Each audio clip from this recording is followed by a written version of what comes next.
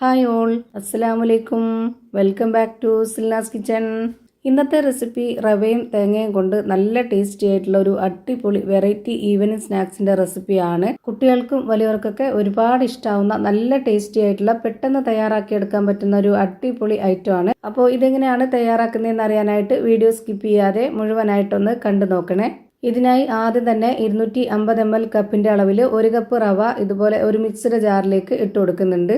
വറുത്ത റവയാണ് ഞാൻ എടുത്തിട്ടുള്ളത്. വറുത്ത റവ തന്നെ എടുക്കാൻ വേണ്ടി നോക്കുക, അല്ലാന്നുണ്ടെങ്കിൽ അതിൻ്റെ പരുവം തെറ്റും. ഇനി നമുക്കിതിലേക്ക് റവ എടുത്തിട്ടുള്ള അതേ കപ്പ് അളവിൽ തന്നെ ചിരകിയ തേങ്ങ ഇട്ട് കൊടുക്കാം. അതായത് 250 ml കപ്പിൻ്റെ അളവിൽ 1 കപ്പ് തേങ്ങയാണ് ഞാനിപ്പോൾ ഇട്ട് കൊടുത്തിട്ടുള്ളത്.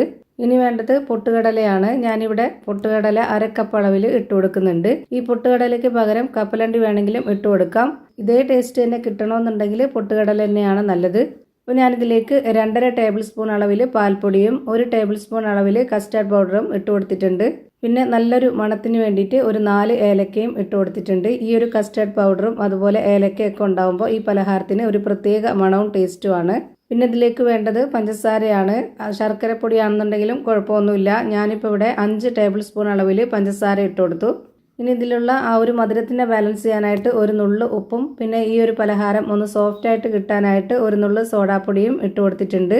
മധുരം ഓരോരുത്തർക്ക് വേണ്ടുന്നതിനനുസരിച്ച് കൂട്ടിയും കുറച്ചൊക്കെ ഇട്ട് കൊടുക്കാവുന്നതാണ്. പിന്നെ ഇതിലേക്ക് നെയ്യാണ് ഒഴിച്ചു കൊടുക്കുന്നത്. ഇതേപോലെ ഒരു സ്പൂൺ അളവിൽ 1.5 സ്പൂൺ നെയ്യ് ഇട്ട് കൊടുത്തിട്ടുണ്ട്. കട്ടയായതുകൊണ്ടാണ് ഇങ്ങനെ 1.5 സ്പൂണിൽ ഇട്ട് കൊടുത്തിട്ടുള്ളത്. ഉരുക്കി എടുത്തിട്ടുള്ള നെയ്യാണെന്നുണ്ടെങ്കിൽ നമുക്ക് ഒരു 2 ടേബിൾ സ്പൂണെങ്കിലും ഒഴിച്ചു കൊടുക്കേണ്ടി വരും. പിന്നെ ഞാൻ ഇതിലേക്ക് 1/2 കപ്പ് അളവിൽ പാൽ ഒഴിച്ചു കൊടുത്തിട്ടുണ്ട്. പശുവിൻ പാലാണ് ഒഴിച്ചു കൊടുത്തിട്ടുള്ളത്. നിങ്ങൾക്ക് തേങ്ങാപ്പാൽ മതിയെന്നുണ്ടെങ്കിൽ അതും ഒഴിച്ചു കൊടുക്കാം. വെള്ളം ചേർക്കാത്ത നല്ല കട്ടിയായിട്ടുള്ള പാലാണ് ഒഴിച്ചു കൊടുത്തിട്ടുള്ളത്. പിന്നെ നമുക്കിതിലേക്ക് വീണ്ടും വെള്ളം ഒഴിച്ചു കൊടുക്കണം. പാലായിട്ട് ഒഴിച്ചു കൊടുക്കണമെങ്കിൽ അങ്ങനെ ചെയ്യാം. ഞാനിവിടെ 250 ml കപ്പിൻ്റെ അളവിൽ 1 കപ്പ് വെള്ളവും കൂടെ ഒഴിച്ചു കൊടുത്തിട്ടാണ് ഇതുപോലെ അരച്ചെടുത്തിട്ടുള്ളത്.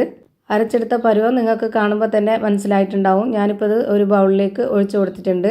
ഇനി ഇതൊന്ന് കുതിർന്ന് വരാനായിട്ട് വെയിറ്റ് ചെയ്യാം. ഞാനിവിടെ 1.5 മണിക്കൂർ കഴിഞ്ഞിട്ടാണ് ഇത് ഉണ്ടാക്കിയെടുക്കുന്നത്. നിങ്ങൾക്ക് വേണമെന്നുണ്ടെങ്കിൽ അരമണിക്കൂറിനുള്ളിൽ തന്നെ ഉണ്ടാക്കിയെടുക്കാവുന്നതാണ്. അപ്പോഴേക്ക് ഇത് നന്നായിട്ട് കുതിർന്ന് വന്നോളും. ഒരു 30 മിനിറ്റ് സമയമൊക്കെ നമ്മളിത് കുതിർത്ത് വെച്ചിരുന്നാൽ മതി. അപ്പോൾ തന്നെ നന്നായിട്ട് കുതിർന്ന് വരുന്നുണ്ട്. അപ്പോൾ ഞാനിത് ഒരു കയ്യിൽ വെച്ചിട്ട് ഇതുപോലെ കോരിയെടുക്കുമ്പോൾ അതിൻ്റെ കറക്റ്റ് പരുവം നിങ്ങൾക്ക് മനസ്സിലാവുന്നുണ്ടാവും. ഇനി നമുക്കിതൊന്ന് ചുട്ടെടുക്കണം. അതിന് വേണ്ടിയിട്ട് സ്റ്റവിലേക്ക് ഒരു പാൻ വെച്ച് കൊടുത്തിട്ടുണ്ട്. ഫ്ലെയിം ഓണാക്കിയതിന് ശേഷം ഒരു മീഡിയം ഫ്ലെയിമിലേക്ക് ഇട്ട് കൊടുത്തിട്ട് നമുക്ക് എത്ര വലിപ്പത്തിലാണോ ഈ പലഹാരം വേണ്ടത് അതിനനുസരിച്ചുള്ള വലിപ്പത്തിൽ ഇത് ചുട്ടെടുക്കാവുന്നതാണ്. ഞാൻ ഒട്ടും തന്നെ നെയ്യോ ഓയിലോ ഒന്നും തന്നെ സ്പ്രെഡ് ചെയ്യാതെ ഇതിലേക്ക് നേരിട്ട് മാവ് ഒഴിച്ചു കൊടുത്തിട്ടുണ്ട്. ഞാനിപ്പോൾ വളരെ ചെറിയ ഒരു പലഹാരമായിട്ടാണ് ചുട്ടെടുക്കുന്നത്. നിങ്ങൾക്ക് ഇഷ്ടമുള്ള വലിപ്പത്തിൽ ചുട്ടെടുക്കാവുന്നതാണ്.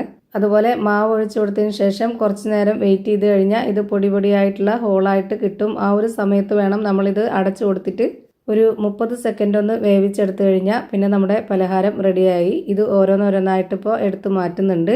ഇതുപോലെ തന്നെ എല്ലാം ചുട്ട് ഞാനൊരു പാത്രത്തിലേക്ക് മാറ്റിയിട്ടുണ്ട്. ഭയങ്കര സിമ്പിളായിട്ടുള്ള നല്ല ടേസ്റ്റി ആയിട്ടുള്ള ഒരു വെറൈറ്റി പലഹാരമാണ്. എല്ലാവർക്കും ഇഷ്ടമാവും. അപ്പോൾ ഇത് കാണുമ്പോൾ തന്നെ നിങ്ങൾക്ക് മനസ്സിലാവും എത്രത്തോളം സോഫ്റ്റായിട്ട് നല്ല പൊടിയായിട്ടുള്ള ഹോളായിട്ടൊക്കെയാണ് കിട്ടിയിട്ടുള്ളതെന്ന്.